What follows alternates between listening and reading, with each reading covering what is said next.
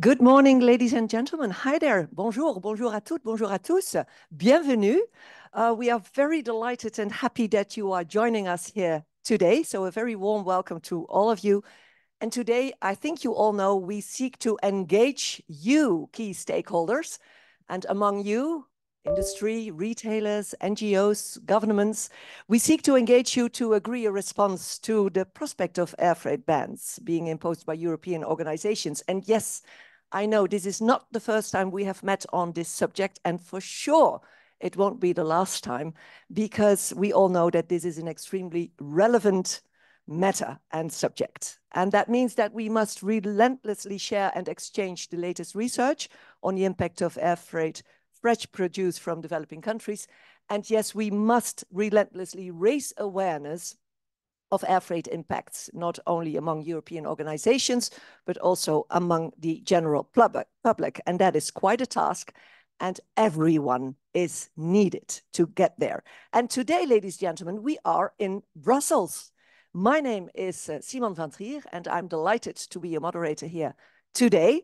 And with me, I have expert guests, and I'm going to introduce them later to you.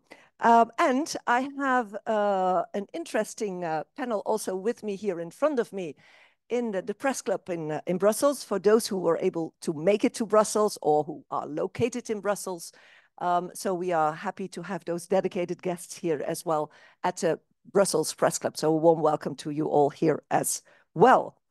But now let's try to find out who are you joining us from everywhere around the world. Apparently 38 countries are represented here today and joining us online. So that's why I would like to invite you to go to take your phone or a device and to register the QR code, or to go to wooclap.com and use the event code, because we have in total, I do tell you already by now, 6 questions we are going to ask you during this roundtable, taking 1 hour and a half as a maximum time. That's what they gave me as a moderator. So are you registered at wooclap.com? Do you see the first question? Yes, there we are. Oh, already 50 people replied. Let me see. We have people from retail, NGOs, government, producers, not. Yes, there they are. The horticultural sector, EU, UK importers, others. Always so interested to find out who are the others, but I cannot ask you now because we are not in direct contact. But look at this. I'm very happy because everyone, key stakeholders from the full supply chain, they are represented. So that's great to hear. Okay, let's maybe go to the second question. And then we will find out in which country you are based. Dans quel pays êtes-vous basé? Dites-nous. Oh, there you go. Belgium, Switzerland, Kenya. Oh, most of Belgium. Maybe those are my guests here in the press club. I don't know. Ecuador, a great welcome. Oh, it's so great to know that we are all linked and gathered. And look at this. Kenya, that is Belgium, Switzerland. Yeah, look at this, 64. Well, quite more and more people are, because we have almost 200 people signed in for today, but maybe not all are into or able to answer these questions, but this is just great. Now, I think you find out that there will be a live translation in languages, English to French, French to English, because we will have, the common language will be English, but of course, French will be spoken as well. So that means that on va parler français. Il y a 2 présentations en français. Ça, je peux vous dire déjà maintenant. La plupart de la conversation va être en anglais, mais on va bien se débrouiller, ça, j'en suis sûre et certain. Et bien sûr, vous pouvez vous poser vos questions en français si ça vous va le mieux. You can ask your questions, you can submit your questions. You do see the screens. Do not forget to submit them truly. As we start with the presentations. Okay, wonderful. Well, thank you so much for answering those first 2 questions. Then next to here, you will see, like is very much used, the antitrust declaration that we will, okay, this is the agenda, the antitrust statement. In order to ensure the compliance with competition law, sensitive and private business information should not be discussed at this Fairmiles event. Well, and I will leave it to this. It's just important that you know that we have this statement all together. Then maybe we will jump back to the agenda. Then you know what will be happening. So maybe the agenda can be put forward on the screen. There we go. You see the speakers already here. And the different angles, the different perspectives. We will try to discuss today's topic, and I will guide you through this program, and all speakers will be introduced by me in a moment. So let's start. There's no time to waste. Derrick. Simon, I would like to start with you. You being the global head of sustainability at Blue Skies, leading manufacturer of fresh cut fruit supplied to retailers around the world. And I would like to invite you, if I may, Simon, that you give us a short introduction, of course, to Fairmiles, but also please set the scene for us for this roundtable. And maybe I can invite you to take the lecture to address your presentation. And then I guess, ladies and gentlemen, that translation will be in order as from now. But I just wonder, and maybe, Simon, we will just wait for the cue that we can start, because it would be a pity if we are not able to translate. Because you will be addressing your presentation in English, I guess? Yes. Yes. Can I ask you to do it in French? No, no, we will do it in English, of course. Can we start? I just have a look to my colleagues. Yes, we can. Simon, the floor is yours. Great. Well, thank you very much, Simone, and thank you to you all. My name is Simon Derrick, Head of Sustainability at Blue Skies and a founding member of Fairmiles. Fairmiles is a consortium of organisations involved in the fresh produce sector, including fresh produce exporters, academia and international development. We've been formed due to increasing concerns that approaches taken to reduce emissions by banning or restricting air freighted fresh produce may have unintended consequences for developing countries. And we need to better understand what these consequences might be in order to make informed and fair decisions. We know that global warming is a huge threat to our planet, and we all have to take urgent action to avoid the worst impacts of climate change and ensure that we have a future, a bright future for generations to come. But we need to be careful that we do not rush into making decisions that may ultimately do more the harm than good and put our future generations at risk. There are many examples of where seemingly good intentions can lead to negative outcomes. For instance, the drive to reduce plastics can increase demand for paper and therefore heighten the risk of deforestation. Similarly, the move to biodegradable or compostable materials can contaminate recycling streams. And we have recently seen reports of how LNG gas, often seen as a cleaner fuel for shipping, can potentially cause damage to our climate through methane emissions. And so it is true with air freight. The move to limit or ban air freight comes from positive sentiments, but may ultimately have negative consequences. The problem is that we are not taking the time to properly understand and talk about these consequences. That is why Fairmiles has been formed, and that is why we're here today. So we're joined today at this roundtable by distinguished guests representing a wide variety of interests. And I'm grateful to every single person who has made time to participate in this meeting, either in person or online. You all have an important perspective, which is important to understand. The objective of the roundtable is simple. In a moment, we will hear some of the latest research on the impact of air freighted fresh produce on livelihoods, and we will listen to some perspectives of farmers for whom this issue is a daily reality. We will then debate the question of whether we should impose blanket bans on air freighted fresh produce. Is this the right approach to take for the future of our planet?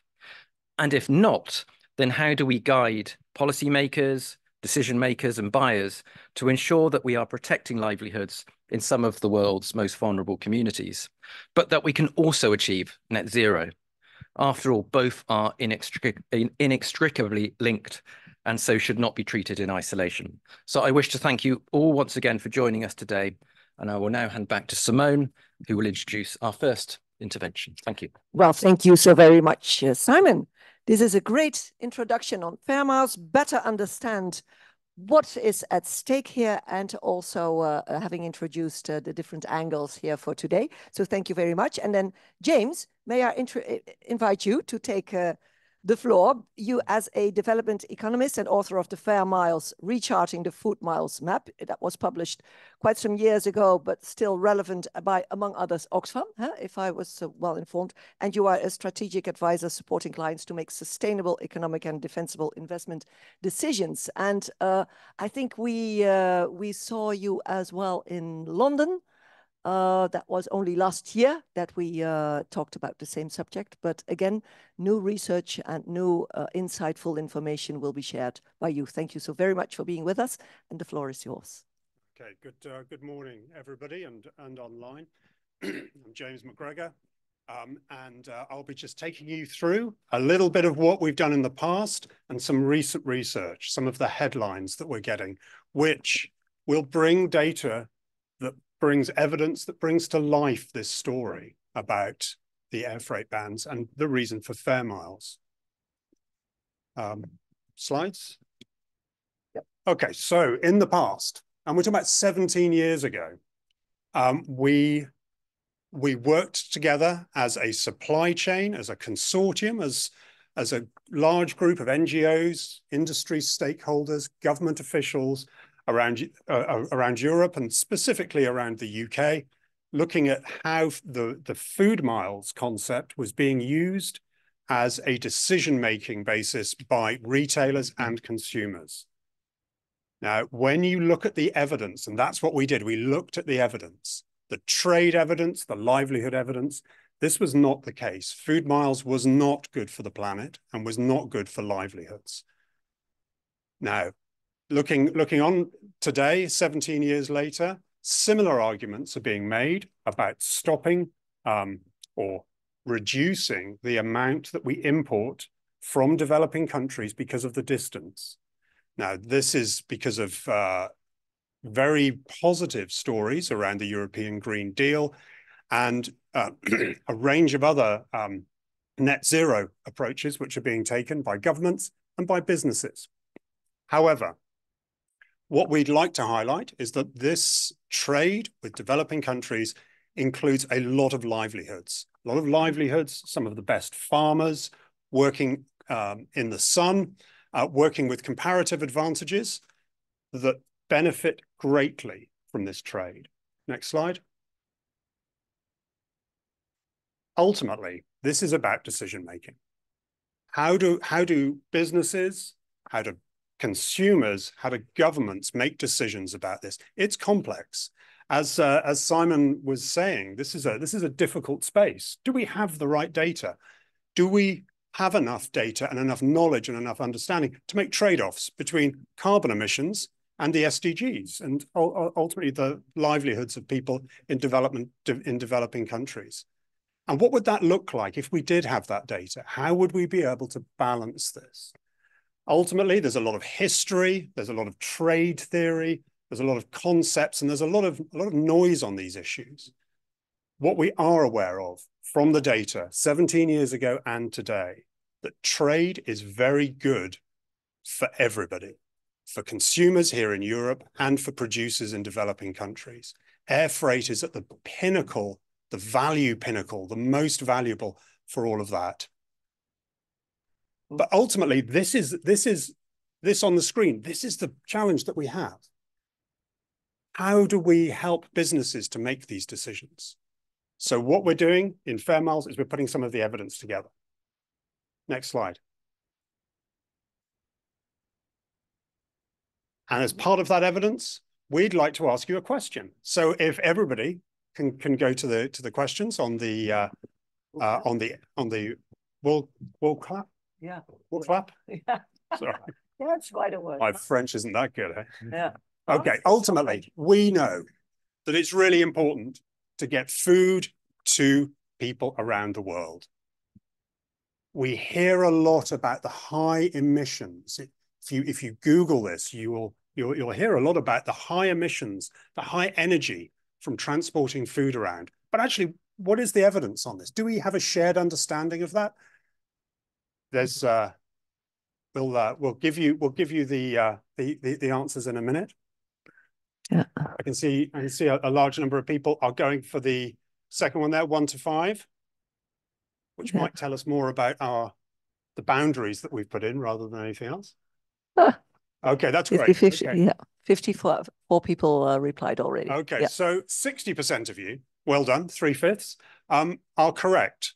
The actual number is 1.5% of global emissions come from transporting food around. And you'll see on this slide, there's a lot of information on this slide. I won't talk you through it. You can look at this later. It will be available.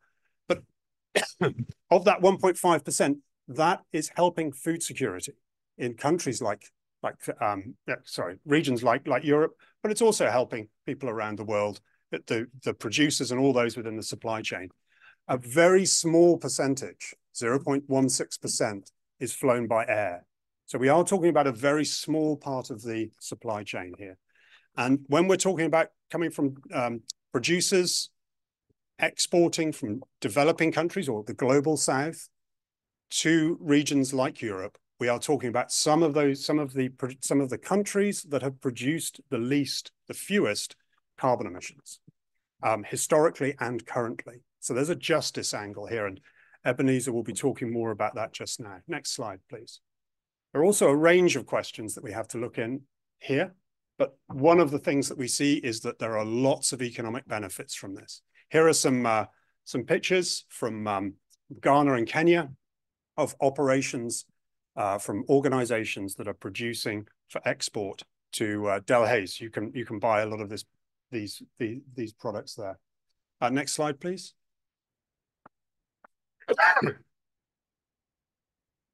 Our recent research, which was thanks to CoLead, we interviewed 60 businesses along the supply chain, and we found that in Europe, by our consumption of air freighted fresh produce, we are supporting 1.25 million jobs in the global south.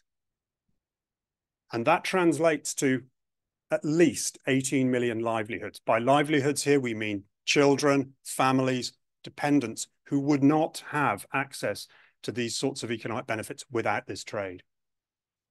There's a lot of other arguments I could go into here. I think we can all imagine that greater income, higher standards, access to finance, and a range of other skill sets is part of that, greater economic benefits. But we'll just sit with this for the moment. We're here in Belgium. It's roughly double the population, so 2 times the population of Belgium is the number of people that we're talking about here, who, if we did not allow air freight of fresh produce, they would have very different circumstances. Next slide. And that's something that we specifically want to avoid. And here is a snapshot of where the planes are flying. We talked about evidence, and whilst this doesn't give us evidence, it gives us some strong hints that planes are flying around the world, but we can look there on the continent of Africa, much fewer than maybe we would think. Next slide. If we want to help organizations and countries make better decisions, we need to understand things like, why do planes fly? We're going to stop importing from the global south. We've also got to think about, we're not going to be exporting as Europe. We are going to be exporting less to those countries as well. Where is the driver here? When you look at what is being transported by air freight, around 22% of it is fresh produce. The other 78% of it is other products like our iPhones and people going on safari. So we need to think about these, because that's what we also need to limit at the same time. Next slide. And some final considerations here. We all agree, and as Simon was saying, we're all very much behind net zero as being something that all of our societies need to be doing. But we need to look at the data. And that's what we're doing at Fairmiles. We're starting to put that data together to make sure that the decisions can be informed. If we are genuinely going to reduce aviation, we need to make hard choices about where we're reducing that aviation. Those planes start here in Europe. They do not start typically in Africa. This is where the driver is. We are talking about reducing exports from the EU. That's jobs in Europe that will be lost. And lastly, from an optimistic point of view, net zero can involve and should involve air freight, because we're talking here about sustainability for the world. And we should be proud as consumers, as businesses, as politicians, policymakers, to make the decision to import more from these countries. Thank you. Thank you. I'll take my microphone. Thank you so much, James. This, again, is such an insightful presentation that we know what's happened, and it really makes us better understand what we are talking about. But now it's just, but that's maybe later on for the discussion, James, that how come it's so hard to get this message across, these facts, these research results. Apparently, it's difficult to get them there where they should be, but we will talk about this later. But thank you very much. This was very interesting. Ebenezer, wonderful. You are with us, Associate Professor of Sustainable Development Law at the University of Northampton. Your research expertise is in the area of sustainability, and you are currently, I guess, the chair of the University of Northampton Center for Sustainable Business Practices, aren't you, Ebenezer Laria? It's wonderful to have you. I would like to give you the floor. And I think those who were present with us last year in London, they met you already. And you do not stop the good work. So again, half a year later, again, you have new information and even better research and understanding. So please share it with us. Yes, thank you so much, Simone, and lovely to be here in Brussels, and good day to everyone who's joined us online. So I'll just be picking up from where James left off, and Simon has also given a very wonderful introduction as well. So James talked to you about the cold, hard, rigid figures, and I want to highlight some of the warm, humanistic aspects of what we're trying to achieve with Fairmiles, particularly in relation to climate justice. And what I'm going to be doing is really sharing two key studies that we've done over the last year or so, and just talking about them very briefly for about 10 minutes or probably even less. So the first point that I would like to to stress on in relation to these studies, and the first one to talk about, is that we did what we called our initial or baseline research, where we assessed the climate justice implications of a ban on air freight, which we thought was very, very important to do. Simone talked about, some of the difficulties around getting the message across with an issue such as this. And one of the things that we found out from a research perspective is that the reason why it is, or part of the reason why it is so difficult, is because the implications are not well understood. And so in this particular research, that's what we tried to do, to assess the climate justice implications of banning air freight. We took a desk-based methodological approach to this study by using a case study as part of the research. And within that research, we set out a number of recommendations. And I think a part of the conversation today is to talk about recommendations. So we'll get to that later. But a part of what we want to do around Fairmiles is to bring solutions. How do we support industry to craft net zero policies and implement net zero policies in a way which aligns with climate justice principles. So moving on very quickly, just to define what we mean by climate justice, it has two parts. So the first part of climate justice is a principle that says, well, anything and everything that we do to reduce carbon emissions and to really try and address the climate challenge has to take into account the vulnerabilities of the poorest parts of the world. And we have to think about how that, those parts of the world will adapt and the resources that it will take for them to do so. So that's where the principle starts, but it extends beyond that to say that, well, in doing these things to address the climate challenge, we must make sure that the actions that we put in place, the initiatives that we put in place, do not negatively and unfairly impact the most poorest, most vulnerable communities in the poorest and most vulnerable parts of the world. And that's where we're coming, at this in relation to Fairmiles. And as part of this initial desk-based research that we did, we also highlighted a recent UNCTAD study that was done last year, which are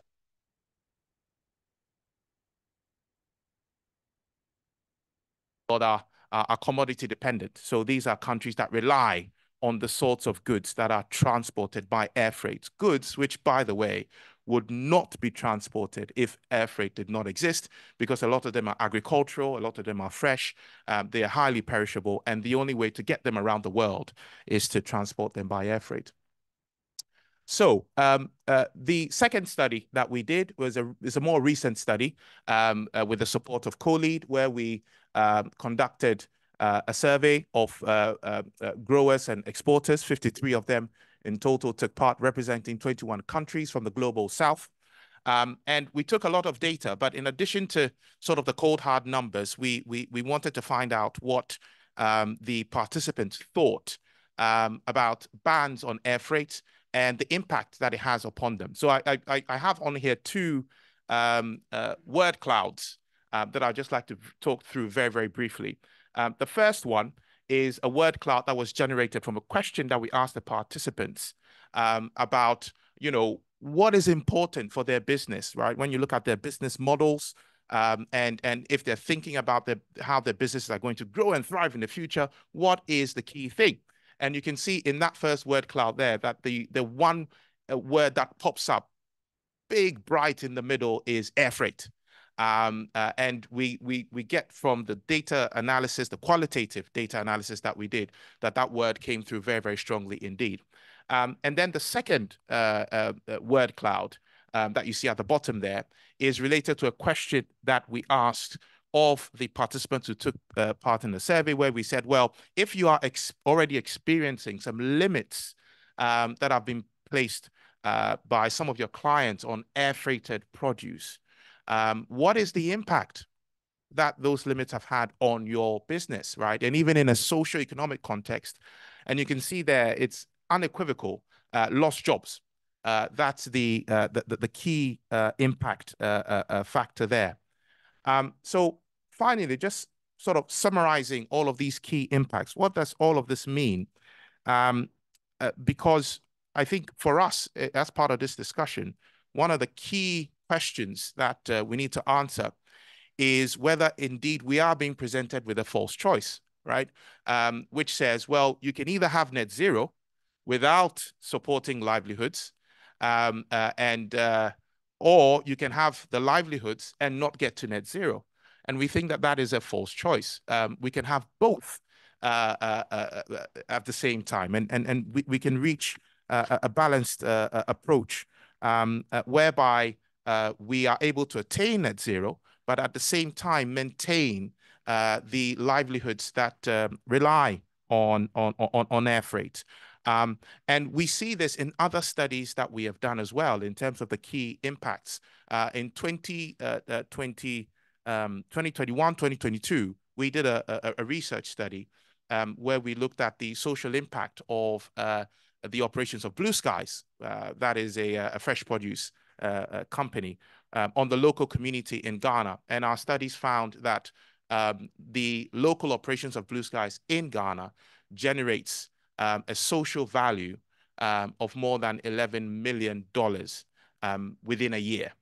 And so that is social value that's generated in areas such as health, education, employment opportunities, etc., all of which would not exist if Blue Skies didn't have a business model, and if it didn't have a business model because air freight was banned, right?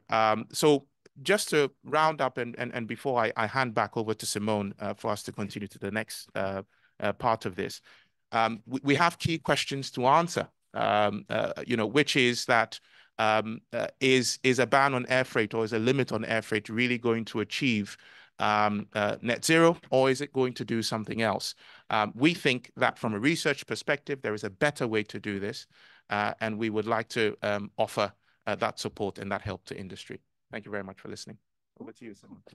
Thank you very much, Ebenezer. This is, again, also of great added value to the discussion, having had the cold figures, as you called them, more the warm side of it. But you do state in your presentation that there is such a thing as a balanced approach towards, at one hand, achieving the net zero goals and ambitions at least, and also taking into account the well-being of the livelihoods, depending now from the fresh produce, which is transported via air freight. But of course, we must talk and dive into this, what that does mean, that balanced approach. So I will get back to you on that specific promising topic that you mentioned.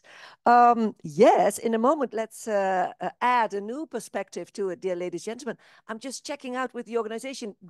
Do we still have technical issues, or are we still have? There's no translation yet. Excusez-nous. Apparemment, there is a translation issue. On n'est pas... Ah ben c'est un bon moment de présenter Jeremy in a moment, parce que lui, il va vous parler en français. Donc voilà, je suis contente que vous êtes encore avec nous, j'espère au moins. But before he does so, there is one question in the book lab. So please take your phones or devices, because we have a question. Jeremy, nous avons une question sur les Sustainable Development Goals. Yes, according to you, you do see, selon vous, à quel SDG, les chaînes de valeur horticoles internationales,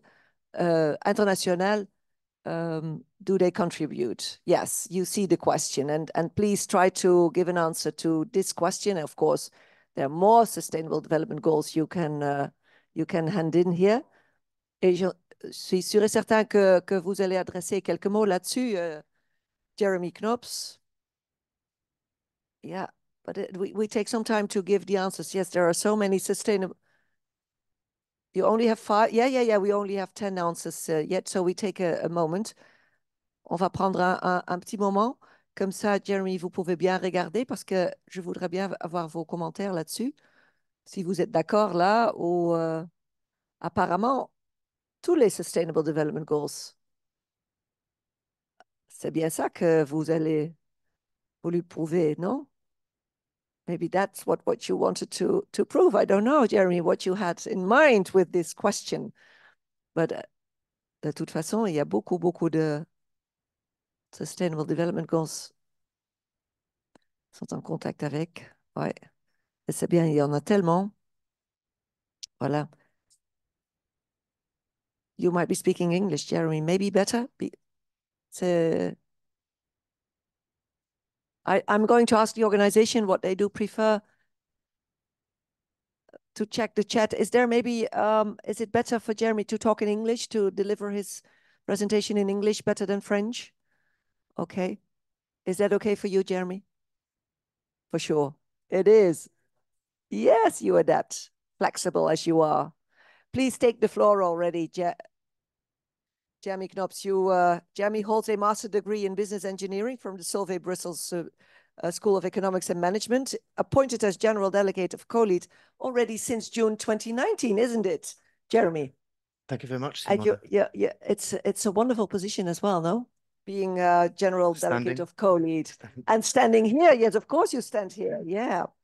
Okay, now you've seen what happens there with the answers to this question. So maybe we are going to dive a little bit more in the industry perspective. I'll try to. Yeah, please. Thanks, Simona. I won't be doing this alone because Clement Tulezi from Kenya and Stephen Kerrignot from Madagascar will also be joining us. So good morning and welcome to all of you. So on the previous slide, it enables to do kind of a smooth transition. The purpose basically of that question was to try and have a sense of where we feel this business basically, to what extent does it contribute to a number of SDGs? And we saw from participants, I think almost all of them are affected. One interesting fact is that, and this is something that I keep also repeating myself, is that SDG 17 is kind of a counterintuitive one. It's about partnerships, but within the SDG 17, within partnerships, one key focus is about market access and trade between developing countries and developed countries, and it is often something that we tend to forget about, but I think is key to today's discussions. At CoLead, this is about what we are about as a private sector not-for-profit association. It's about, with our members, improving the contribution of agri-food production trade to SDGs by working on market access, by facilitating market access, by working on compliance with market requirements, with regulatory requirements, all markets, the EU market, but also other markets. And this is what we do through one of the programs, Fit for Market Plus, which is funded by the EU and the OACPS. Now, for us as an organization, we believe it's fundamental to be part of this Fairmiles consortium, because it raises for us a fundamental question from a policy coherence for development perspective. For two main reasons. The first one, of course, is about the overall fairness and scientific justification for doing this, but also on the other hand, it's about the kind of strategic choice that is being made potentially through this decision or through potentially this upcoming decision. And on the first part, on the kind of fairness element, it has been, of course, mentioned by Simon, by James, by Ebenezer, but we kind of try to summarize it as a triple burden. When we look at it and we take a step back, we have vulnerable populations in vulnerable countries, and we all know that they are, in the first place, the most hardly hit by climate change. Now, within vulnerable communities, farmers, and a large part of these communities, have a double hit. First of all, as being as any other person, but also secondly, because the impacts of climate change on farming is proportionally, of course, higher than on other economic sectors. And then the last but not least, we're talking here about bearing the brunt of the consequences on two sides, whilst being the least responsible for the kind of environmental situation in which we are. And so from that perspective alone, we feel this is simply not probably the best decision going forward. Now, if we take a step back and if we try to look at this also from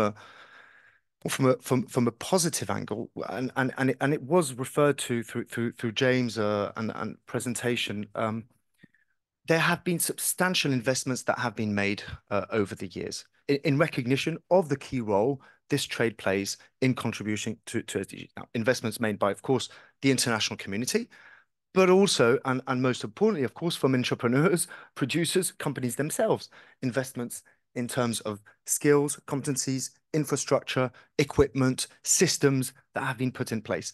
And one element that we really want to highlight from our part are all, of course, and we went through a number of direct impacts that this trade brings in terms of impacts on livelihoods, but there are a number of other spillovers that are not always so easy to capture, and we are working on that, but are extremely important to keep in mind if we want to look at this from a strategic perspective on today, to answer that quick question, today, how as a society in the world can we most effectively contribute to resolving the climate change crisis.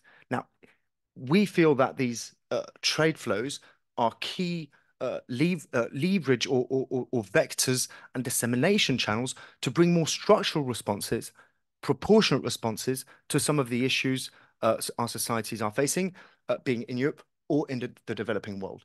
And when we talk about spillovers, recently we conducted a study specifically in Kenya, and we're going to be replicating this in other countries as well. And key evidence from this study shows that these export value chains are fundamental from the perspective of enabling the acquisition of new types of skills, competencies, moving towards more sustainable practices in terms of production, in terms of how to manage an entity, in terms of labor dynamics, in terms of entrepreneurship, access to technologies, competencies, governments, capacities, and processes and systems that are put in place. So I'll just stop here, and I'll pass the floor now to yourself, Simone, back to Clement to hear really directly from the industry in Kenya and Madagascar. Wonderful. Thank you. Thank you so very much, Jeremy. This is a great introduction from the co-lead perspective. Thank you very much for that. And I'm just, oh yes. Oh, great. There is no technical issue because there he is. There he is. I am so happy to see you, Clement Tulesi, as CEO at Kenya Flower Council, the Kenyan umbrella body for growers and exporters of flowers and ornaments. Good morning to you. And we know that you are also a member of the board of directors of Union Fleur, the International Flower Trade Association. We know that you have been traveling around quite a bit lately, but you made some time to be with us. And we are happy to hear from you, your perspective from the industry to the topic we have today at the agenda. Clement, the floor is yours. Great. Yeah, it's my pleasure being here and making my contribution to the topic that we are discussing. I just want to lay a bit on the perspective from a producer side, what this actually means. As a background, you need to understand that fresh produce is an important sector for Kenya. We specialize in fresh produce. Horticulture is an important part of our economy, contributing really to many jobs, over 450,000 jobs directly, and supporting over 3 million livelihoods in Kenya. The unique part of our fresh produce is that we grow our fresh produce 12 months a year, and we have sun 12 hours in a day. So we produce almost everything under natural conditions, so we don't inject anything on what we do. And it's important also to appreciate that us being part of the private sector, we make very important contribution to the social welfare programs and livelihoods, as I mentioned earlier. Our sector is really specialized with skills and know-how that is built around many decades, many years that we have worked on. Our produce meets all the stringent regulations and market requirements. We have produce of highest quality, particularly appreciated by consumers in the EU and also UK markets. A high number of certificates on food safety, social compliance, fair trade, including our own Kenya Flower Council certification, provides assurance to these elements that are important. And on the energy side, we know that many farms at the moment are solar powered. So on green energy, we are doing very well. So we are just wondering if we have to make this shift from air to sea. It will definitely add a lot of number of days to us in terms of how we move our produce. And we're just wondering, is this going to guarantee the quality of our produce for perishables? Is this the only option that we are looking at? For us, it's not what is right, what is wrong, but it's about having a second layer to the movement of our produce. We have a very dynamic industry that is constantly investing in new technologies, producing much more efficiently, investing in systems and in new technologies such as solar, as I've mentioned. We're exploring a lot of options in the way we move our produce to become much more efficient in the way we do it. And sea freight is just one of them. But we believe that as much as we want to do it, the realities on the ground could be very, very different. Managing such supply chains are becoming much more risky and more capital intensive. And therefore, we need a lot of time to be able to make this shift. At the moment, we have a lot of uncertainties around sea freight. For example, the current crisis on the Red Sea that most of you know just provides another way in which we can look at this and ask ourselves, can we make this shift as immediate as we think? And from where we sit as producers, the answer is no. It may take time for us to make that shift. Nobody in Kenya, therefore, understands why we should be a victim to such a ban. We believe that air freight has made a core part of our growth, and we need to maintain it, at least for now. While we believe that we have to invest much more in climate change initiatives and be able to make our contribution to no emissions because we believe that climate change is critical. On the other hand, we appreciate that this investment may take really a while for us to really adopt and be able to put in place mitigation measures. And therefore, looking at the income that we generate out of this sector, we have put in a lot of work into production and also trade. We believe that there should be a fair way or a fair approach to this.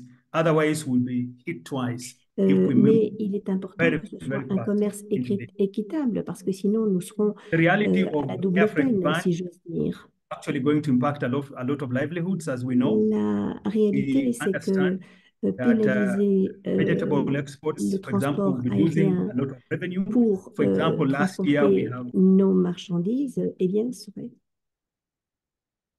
And I was talking about climate change and what it actually means if we have to adopt and find new mitigation measures. I talked about the investment that is needed to be able to make this shift. And that means that if we do not have the right approach, we will be hit twice. The reality of air freight is already impacting on livelihoods. For example, a vegetable farm exporter last year lost revenue over 1.7 million euros and over 200 jobs. And just looking at that, we are asking ourselves, why should we be the victim of this? So in summary, we are saying that, yes, it is important to look at all the realities around this shift, but on the other hand, when we look at the kind of investment that we need into this, it's going to take a bit of time. And we have an option today that we believe can continue to support our livelihoods, and that is air freight. Thank you. Great perspective, because it is so important to keep an eye on what is the practice on the ground, what is happening in the different countries and at the producers' farms. And that is the voice you gave us here this morning, Clement. Wonderful, thank you. We will get back to some of your issues, I'm sure, in the discussion. But first, from Brussels, we go directly to Madagascar, I guess, I hope. And apparently, I'm happy translation works. Yes. And sorry if it didn't work in the beginning. Stephen, are you with us? Stephen Kenya. He is the supply chain professional with over 20 years of experience in food supply chains. Currently director of the supply chain at Fruit, leading producer and exporter of vegetables from Madagascar. Good morning. Brussels talking here. Hello. Bon. Bonjour tout le monde. Donc, je suis directeur supply chain de Locofruit depuis 5 années maintenant. Et en fait, Locofruit, pour ceux qui ne connaissent pas, donc c'est une entreprise bon, qui n'a pas de marque en propre, mais qui fabrique des haricots verts et des haricots beurre notamment, en vue de différents marchés européens, puisque 100% de cette consommation est faite en Europe, hein, en France et de manière plus générale en Europe. Et donc, par rapport à ça, donc, on va aller retourner en marque distributeur ou voir des marques industrielles. Alors, il faut savoir qu'aujourd'hui, nous avons en fait 2 modèles. Nous avons un modèle qui génère de l'emploi direct, puisque nous avons des usines, effectivement, et des fermes qui embauchent des salariés qui travaillent effectivement pour le compte de Locofruit, qui sont employés Locofruit. Mais il faut savoir aussi que nous avons un autre modèle qui est très, très intéressant d'un point de vue RSE, puisque nous travaillons avec des contrats avec différents agriculteurs, donc sur la capitale, donc Tananarive, mais aussi jusqu'à Antsira Bay au sud, à 130 km au sud de Tana, et voire plus, et tout autour de la périphérie de la capitale, et qui s'élabore à peu près jusqu'à 15 000 à 18 000 producteurs selon les périodes. Et donc, à chaque producteur avec qui nous générons un contrat, en fait, nous faisons vivre tout simplement une famille. Et c'est ça qui est très important. Beaucoup de gens vivent le Locofruit comme un complément de revenus, puisque la plupart de cette population vit aujourd'hui beaucoup des rizières et de la production de riz. Et la production d'haricots verts et beurre est en contre-saison de la production de riz. Cela permet de faire un complément de revenus et donc d'améliorer aussi la vie sociale de toute une population, en fait, et de nombreuses familles. Voilà. C'est un modèle qui existe depuis plus de 35 ans aujourd'hui, donc qui a fait ses preuves et qui est reconnu et qui a une très bonne image du coup positive au sein de la population et de manière générale à Madagascar. Il faut savoir aussi que concernant l'aspect de l'impact environnemental, même si effectivement l'avion, ce n'est pas toujours très recommandé au niveau de la RSE, il faut savoir que d'abord raisonner en coût complet, effectivement, et ça a bien été abordé lors des discussions précédentes, à savoir que en coût complet, l'émission de carbone s'opère déjà en production, puisque notamment la mécanisation de production génère beaucoup d'émissions carbone, comme nous le savons, et il ne faut pas regarder que l'aspect logistique pur dans le cercle d'émissions de CO2. À travers cela, il faut savoir qu'à Madagascar, les haricots verts donc, sont cueillis main. Donc ça, c'est important de le notifier, parce que du coup, il n'y a pas du tout de mécanisation, comme on peut le voir en Europe. Et de même aussi, au niveau industriel, sont rangés main. Donc ça veut dire qu'il y a beaucoup d'opérations manuelles qui permettent de valoriser le travail de toute une population et qui ne génèrent en fait très peu finalement de déchets ou de pollution. Voilà. À noter aussi que lorsque nous faisons du fret et donc avec une expédition par avion, il n'y a plus aujourd'hui de cargo spécifique de marchandises sur Madagascar. En fait, on vient juste optimiser, compléter les trajets aériens de voyageurs et de leurs bagages, en fait, sur des lignes qui sont déjà en fait occupées, on va dire, pour ces personnes-là. Et en fait, on vient juste optimiser finalement la chaîne en y ajoutant, quand la place est disponible, bien sûr, des marchandises afin de la vente et l'expédition d'haricots verts frais. Donc, du coup, ça génère finalement pas tant que ça d'émissions carbone. Je voudrais noter aussi que nous avons des actions au niveau environnemental qui permettent aussi de compenser une bonne partie potentiellement de l'impact environnemental, puisque nous faisons beaucoup de reboisement au sein de Madagascar, qui permet effectivement de régénérer et donc de compenser finalement là où on sera un peu moins bon en termes d'impact pour la planète, de manière générale. Enfin, comme vous l'avez compris, comme nous travaillons avec énormément de personnes, que ce soit au niveau des agriculteurs via des contrats ou avec des salariés, clairement, l'impact social est juste énorme, puisqu'en fait, se priver du fret par voie aérienne, ça veut dire que c'est toute une chaîne qui disparaît. Alors, nous l'avons connu effectivement lors du Covid, on n'a pas eu le choix finalement d'arrêter la filière. Sauf qu'aujourd'hui, il faut savoir qu'on a quand même des clients qui en demandent pour la bonne et simple raison, c'est qu'on est souvent aussi en contre-saison. Et du coup, pas forcément en concurrence avec le haricot vert et la période d'haricots verts en produite en France ou en Europe. Et ça, c'est important, ça permet de bénéficier d'un marché finalement tout au long de l'année. Et en fait, chacun y trouve son compte de par une complémentarité dans le temps et finalement aussi dans l'espace de cette consommation d'haricots verts frais. Alors, d'un point de vue social, évidemment, si on devait supprimer cette filière définitivement, ça veut dire clairement des milliers d'emplois en moins générés à Madagascar. Et je vous laisse effectivement imaginer un peu le désastre social et économique que ça occasionnerait sur le pays et la population. Et si effectivement, on ne souhaite pas, effectivement, parce que derrière, il y a quand même une action sociale et un équilibre à trouver finalement entre les producteurs en Afrique, finalement la consommation et le marché français ou européen. Et finalement, aussi, cela fait vivre de nombreux fournisseurs, il ne faut pas l'oublier, des prestataires qui aussi vivent de ces filières-là. Et donc, c'est un impact social majeur, indirect et direct. Voilà. Par rapport à tout cela, je souhaite préciser que je pense qu'effectivement, il faudrait qu'on ait des décisions, on va dire, intelligentes, d'équilibre. Et on a parlé de balance tout à l'heure, et c'est tout à fait la bonne initiative, je pense, de trouver la balance et l'équilibre de tout ça, et de voir tous les avantages et inconvénients des impacts de part et d'autre, que ce soit du côté fournisseur, producteur et client, de toute la chaîne, avant de prendre effectivement une décision qui peut avoir un impact désastreux, tant au niveau environnemental qu'au niveau social. Voilà pour ma part.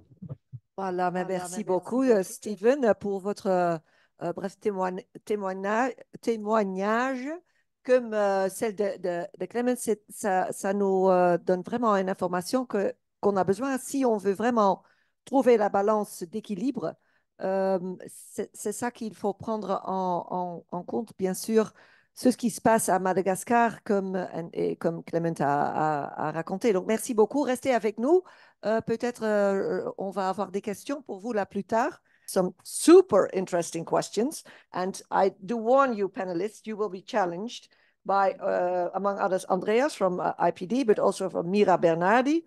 Also 2 questions, and I will ask them in a moment. But we have one final speaker here now for us, and he is seated front row, Martijn Boele, Head of Trade at the Directorate General for International Partnerships at the European Commission. Before you joined them, you were EU Trader Counselor and Regional Trade Advisor at the EU delegation in Nairobi for 4 years, I guess, at least. Yeah, 4 years. Now, you were listening very attentively and making notes and remarks. And of course, we are very interested to have your presentation because from the European Union perspective, what could you add to everything which has been said so far? Martijn, floor is yours. Yeah, thanks, Simona. Thanks very much. And I'm very happy to be invited to this. I'm also happy to hear that my former colleague Mayra just asked a question. That's how I know her.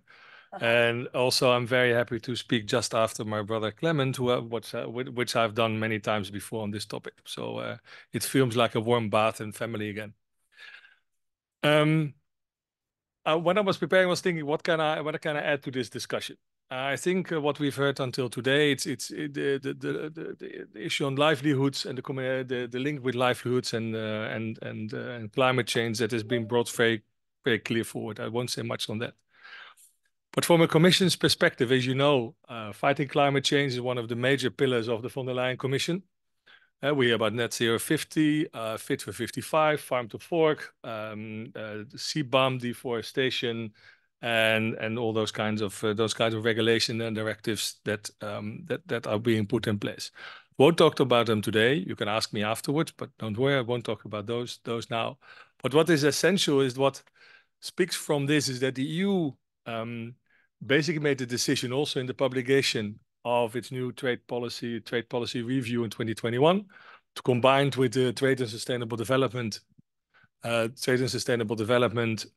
publication as well in 2022, is that it wants to make a clear link between trade and the fight against climate change, but also to let's call it, use its strong position in the market to see if that strong position we can somehow use between brackets, so not misuse, but use to also bring in the essential change that need to happen in the fight against climate.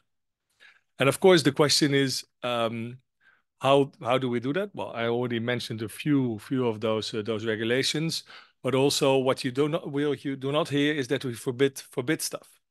We make things more expensive. We make sure that there's a level playing field, like with CBAM, with a specific carbon border adjustment mechanism for a specific number of very high emitting commodities. But what we'll not do, I've not seen any proposal ever to say, okay, you cannot fly in fresh produce anymore. Logistics is not in the mix. What there is a regulation that says that vessels that come to the EU, if we talk about ships, have to have a certain maximum emission. Otherwise, we will put a carbon price on that emission as well.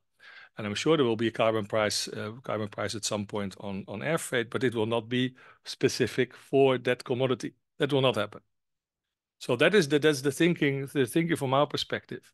And also what is very difficult in that discussion, of course, and that's what James said at some point, the emissions of food transport is 1.5%. But if 68 sectors say that, you come to 100.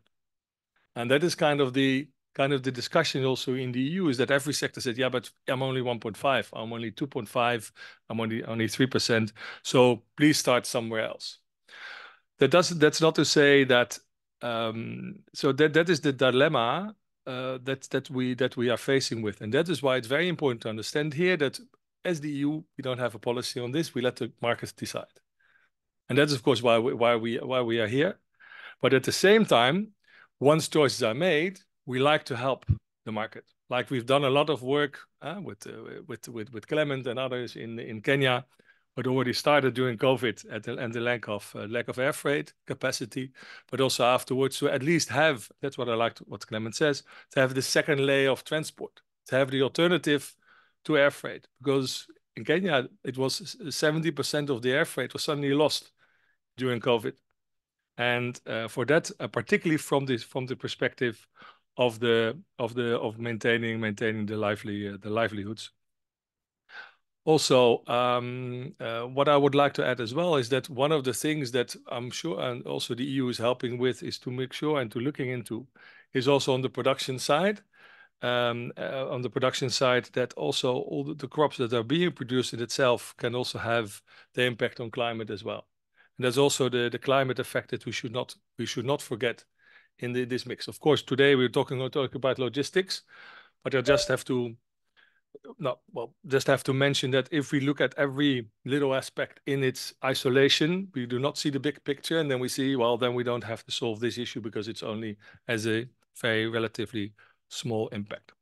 So I leave it at this, also in case of time, so they have more time for questions. So again, we take measures on sectors, on specific, let's say on a high level, we take measures. We do not look at specific sectors, and we hope that the market will, at least in this case, the market will decide. And for me, and I give my personal opinion, for me, sea freight or any other kind of freight is an essential second layer. We should use that. We should not. We should develop it, like Clement said. It will not happen overnight, but if it's not there, it will be a future danger of all the sectors, because air freight in itself, particularly to Africa, like I always say in Kenya, we just discussed about it, and Sylvie knows that as well. The reason that Kenya has air freight capacity is because of the car production in South Africa. Yeah, because otherwise air freight always flies in triangles. If there's no car spare parts to South Africa, KLM will not fly back via Nairobi. Yeah, so that does also gives, apart from all the other discussions we have, the fragility of the logistic chain with air freight. So that's why we always, from that respect, have to help to have an alternative. Wonderful. Yeah. So then you finalize this. So please stay here with us at the lecture if you want, Martijn, if I may invite you. That we always have to take in consideration what exactly is the driver of the air freight, then you say. So that was somebody else also during the panel already said. Because fresh produce is not the driver. Yeah. The driver of Mauritania Air is the fact that people want to go to Mauritania. Mm-hmm. Yeah, it might lower the cost of the airfare for the passenger because they can ask a higher price for freight, but it's not the other way around. Now, I'm so happy that you are submitting questions, and I'm going to ask the panelists too. But before I do so, have we now, because Simon started while setting the scene, he said we must have a better understanding what would happen if you ban or restrict air freight fresh produce. Now, did we now mention all arguments that we know that we are able to better understand, or did we miss things? Now you're seated here. Or did we maybe list all influence, warm and cold, hard figures, warm, the livelihood? I guess so, huh? But it's just to make sure that we have the main things mentioned. Yes, okay. Then now I really quickly jump to the questions, and they are all a little bit on different, just in the order I got them here. There was one from Andreas. Andreas asked, and just feel free to reflect. Martijn, please do, and the four of you here. How did you attribute the dependence of livelihood to the mode of transport? Or what would change for livelihoods if you try to switch all of air freight to sea freight? What would happen? Not overnight, you said. That's for sure. Who would like to reflect on it? Impact on livelihoods when it comes to from air to sea. Is there anybody who would like to take the floor first? Yes. James? So, yeah, there's a large number of changes that you would expect. Mm-hmm. You know, there's been analysis on this, and there's great examples as Martijn was explaining there during COVID of what this economic transformation would mean. Mm-hmm. Ultimately, would it mean more secure livelihoods? Would it mean more jobs? Would it be a better situation if you were a producer or a community in those producing countries? No, it wouldn't. You would be looking at lower values. You would possibly be looking at a different approach, different contracts. It could work though. It should work as a complementary element. Shifting any economic model to another always creates losers and some winners. The challenge is, how do we make sure that everybody wins from any change and that it's managed? And the way that we believe in the Fairmiles Consortium that this can be done is through better evidence and better data. Right now, we just don't have those. We've got lots of great stories and awful stories as well. We need to be pulling all of that together so that we can have a collective understanding of what we're talking about. Okay. Maybe to add one thing. What we saw as well is, and I love to see the data at some point in market development, is that shifting away from air freight also opens new markets to create a new logistic transport. To give a Kenyan example again, sorry, that's where I came from. By starting to invest in sea freight, the US market opened up for Kenya for the flowers. And that's what we discussed several times with Clement as well. A market that was completely unreachable for now because there's simply no direct flight. All the flights go either to Liège or to Amsterdam or they go to London Heathrow, and that's about it. And there's also some very interesting spin-offs you get. And also ships doesn't only sail to Rotterdam. It has 6, 7, 8, 9 stops somewhere else in Europe where you create new markets that are otherwise unreachable as well. I quickly go to the next because you really found the possibility to ask questions. From Mira Bernardi, EU delegation in Kenya. What she says, I didn't see analysis of comparable CO2 emissions. Sorry if I missed it, but we didn't really emphasize on them. Huh? If you were to try to produce green beans or flowers in the EU with greenhouses, etc., versus producing them in Kenya, what is the CO2 difference? Who can talk about this? What do we know about this? Yeah? Could I sort of... Simon, yeah? I can talk from a sort of a fresh fruit, prepared fruit perspective, rather than a green beans perspective. And I guess sort of going back to the point that that James was making about, we need more data. I think that's part of the problem. There are studies, there are LCAs. We've done a number of different studies in the past looking at the difference between sea and air. And I think the part of the problem is there are so many assumptions and uncertainties. Using sort of average emission factors can get you one result at one point of time, and then you repeat the exercise at a later date, and it's a different number. So you can get an idea of what the difference is. For Blue Skies, we make prepared fruit, value added at source, so we make the finished products in the country where the fruit grows. So we're not transporting any waste effectively. It's got a 6 to 7 day shelf life. To the previous question, means that sea freight is very difficult for us because speed to market is essential. But if you look at all those different sort of factors and you look at sea versus air, yes, you can certainly sort of come to the conclusion that air freight on a per kilo basis has higher emissions than sea. But again, I just go back to the point I was making earlier on. There are lots of assumptions and uncertainties. There's looking at, for instance, the non CO2 aspect, looking at what's called radiative forcing, so the impact of emissions at altitude.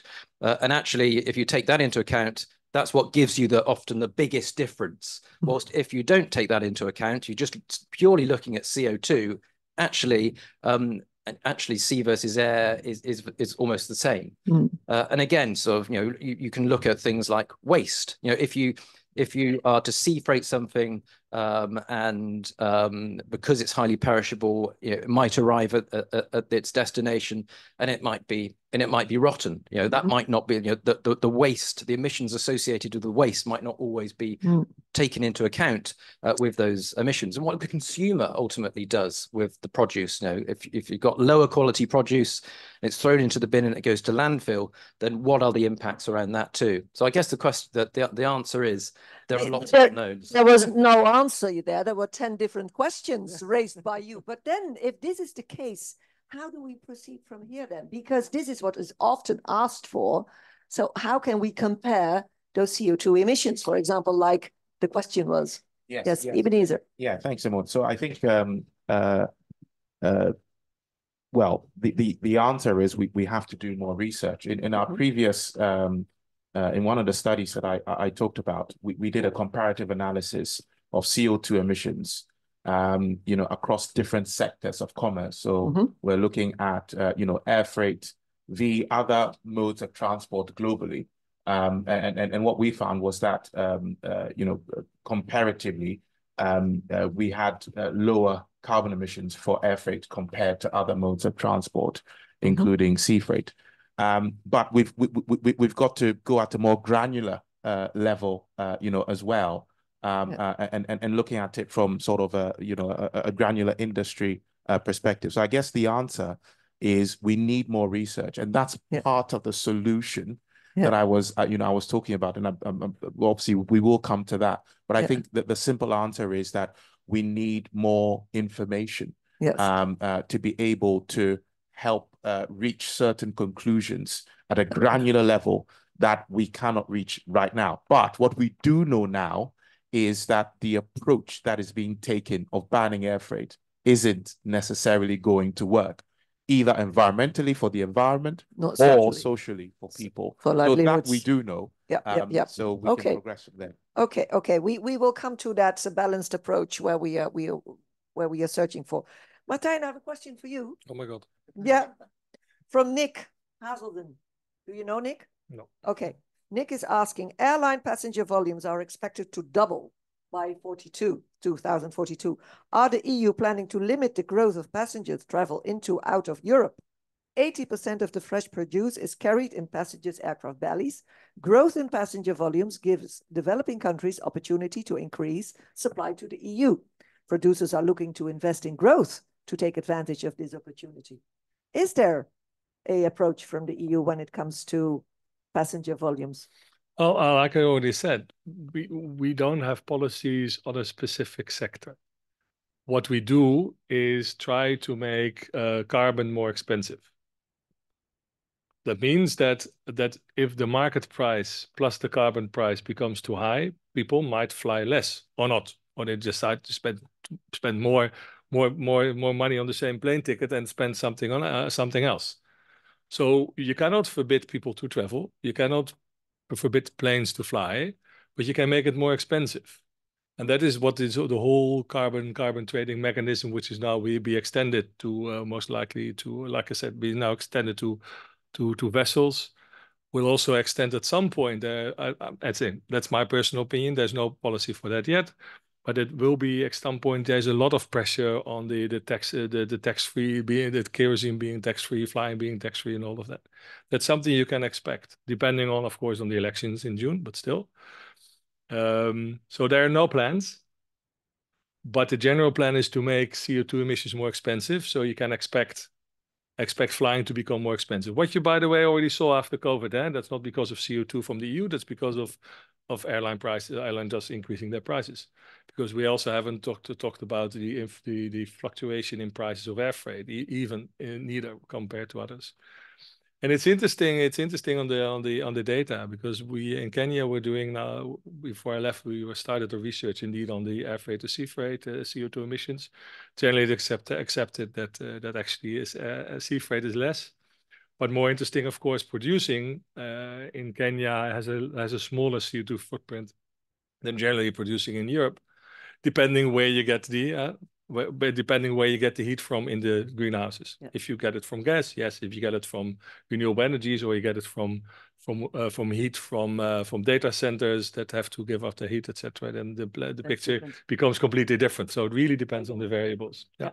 I have some more questions, and ladies and gentlemen, I already warn you that we will not be able to have them all here during this session, but then they will be answered by the panelists later on directly to you or in the chat. That is to be seen. One question before diving more into that balanced approach. Who, when it comes to a ban, yes or no, of air freight or a restricted air freight, who, dear panelists, has the say in this? Who? I think I'll start off. I think, well, everyone.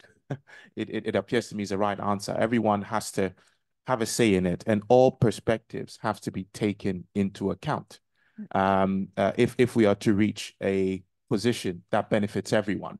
But having said all that, I think I am more inclined to think about, the purpose of obligations in this, because not all areas of the world are the same, and not all commercial actors are the same.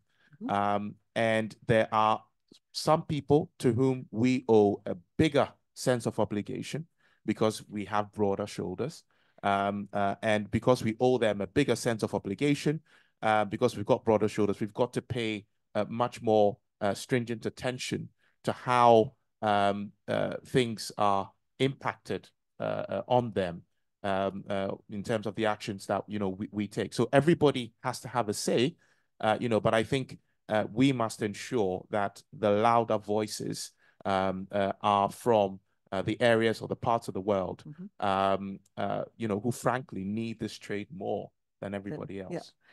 This, of course, is a very correct answer, but is this also the practice on the ground, the practice that we are facing day to day? Because if there is a retailer, an important one, who says, because of my personal strategy or my PR, I say to my consumers, I only buy locally and I just ban air freight, and that is my slogan in my new campaign for next year, then that's it, isn't it? Yeah, I mean, and I think James was going to say something there, please. Yeah, it's a good slogan, right? It's one that unfortunately makes common sense almost. It's quite easy to understand. I think, though, what it does show is a lack of leadership in this space. Certainly in the UK, we expect our government to give some leadership. When we're looking at net zero, what should businesses actually be doing? What is the evidence that those businesses should be pulling together to make these decisions? Right now, they don't have that evidence. They don't have that guidebook, that blueprint. And that's something that we're advocating for. This doesn't have to be complex. It just needs to be some steps that are taken forward that can be written down, that are steps, a process of gathering data, answering the right questions, and giving the information to make defensible, transparent decisions that actually do reduce carbon emissions, that do support the net zero strategy. What we see when we look at the data is that fresh produce, from a retailer point of view, and certainly from a supply chain point of view, that is air freighted into the UK and Europe, should be part of the net zero strategy, should be promoted as part of the net zero strategy within European supermarkets, retailers, consumers, and governments. Right now, we're not there, but I think you heard from the conversation certainly from what Martin was saying there around trade, that growing trade is something that we want to happen. We just need to make sure that the rules are put in place and the processes to enable those decisions to be made. Thank you. Maybe this is a good moment to have a WooClap question again, because there are two more to go, just also for the discussion and to find out how we take it from here, how to proceed towards that balanced approach where we, yes, have an eye on the net zero ambitions as well as on the social impact and the livelihoods discussion stated by you. Yes or no, is it a ban, to ban or not to ban is a way to question, in a way. People are responding. It is so nice that we have, and not everybody is registered on the WooClap, but there are 170 people online at this very moment, 20 here in Brussels, so we are almost 200 dedicated and very interested people with us. No one says yes. Everyone so far says no, it's not a good idea. Maybe it's not too surprising, although we don't, if you can say yes, we will not see who you are, we will not chase you, we will not, there will be no naming, there will be no nothing. So please feel free, but no, apparently it is, oh dear, you needed this support from me, yes, no worries, which is fine. It should be, yeah. If people say yes, it's a good idea. Why do you think people will say this? Because then people would be forced to do it differently, or what is behind the yes vote? Ebenezer. Yes, thanks, Simone. So, I will not speak for others. No, but I'm just wondering, just in an open discussion. Open discussion, yeah. So my observation is that where people think it's a good idea, they think it's a good idea because it's something that helps the environment. At least that's how it's been pitched. The problem with that is that it actually doesn't help the environment, because if you take Blue Skies as a case study, for example, and their situation is representative of the vast majority of situations within the industry. The produce that they send over to supermarkets in Europe comes in the belly of passenger planes. So even if their product is not in the belly of those passenger planes are going to fly anyway.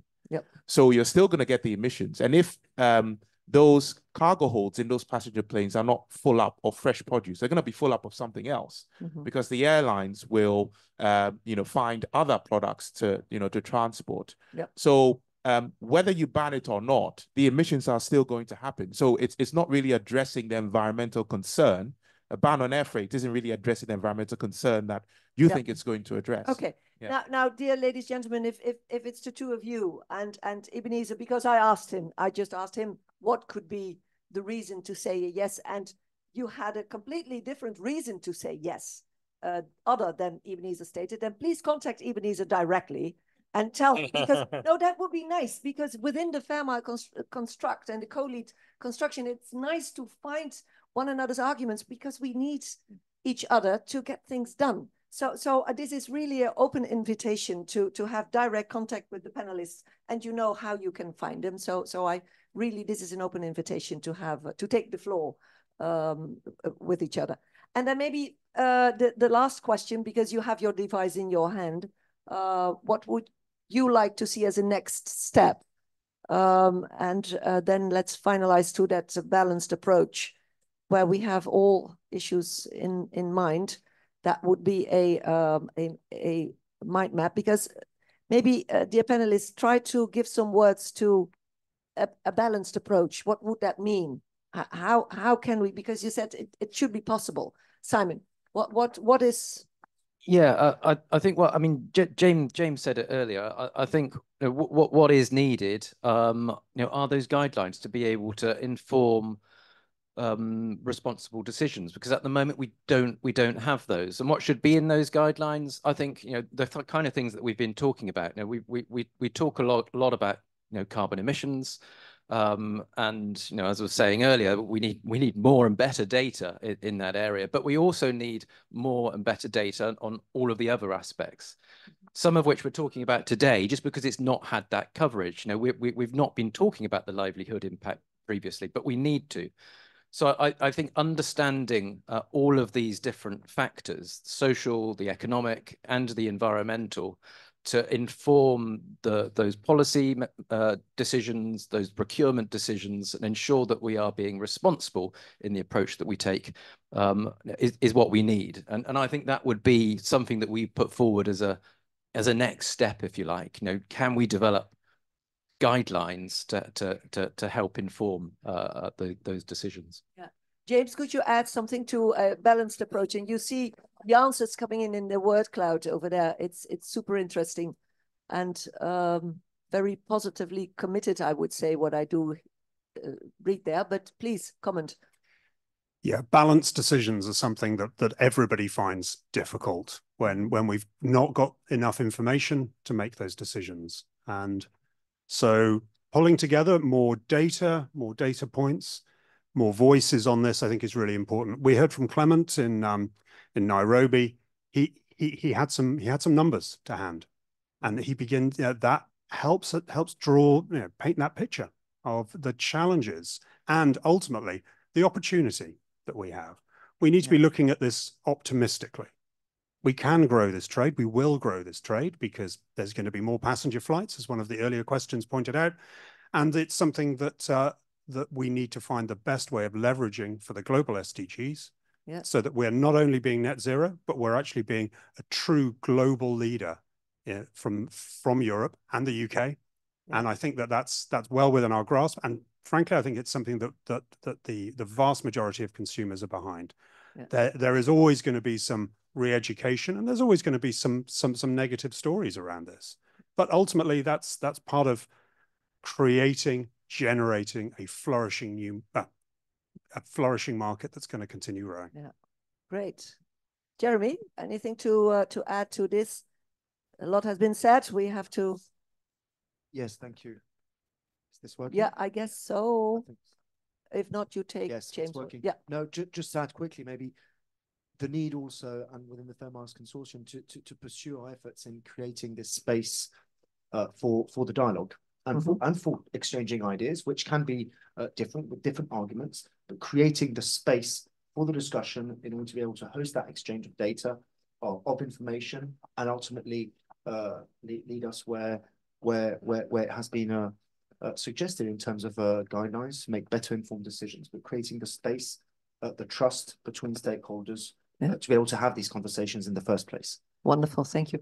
Martijn, it was great having you as well. Is there a final statement when it comes to a balanced approach as from now, taking up more data, more research? Definitely, and I'm happy that nobody on the screen said more regulations. No, honestly, that maybe strange coming from an EU official, but I don't think the regulation will be the solution. Yeah.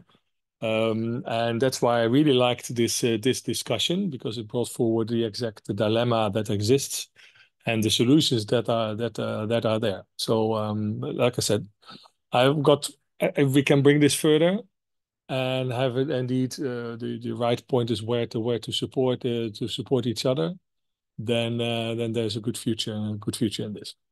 Wonderful.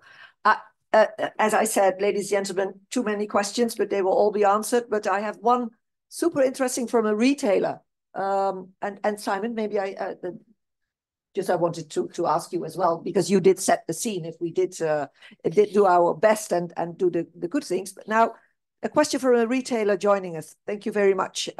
How come we do not have been able to reach the EU consumers with a more balanced approach on air freight? The main message is air freight is damaging our planet, so buy more products from local sources. Marketing slogan. Pressure on retailers are increasing by NGOs and the consumer's opinion. How to get a more balanced message across? So a retailer who says this, like pressure from consumers' opinions and NGOs, they have to face this pressure. So we must keep an eye on everybody's position and background and make sure we reach out to all of us, to all of them. Simon? Yeah, can I just respond to that? Because I think reflecting on what Jeremy actually said earlier, but it's about how can we create that space for dialogue? Because clearly it's not just retailers aren't just making this decision because they think it's a great idea.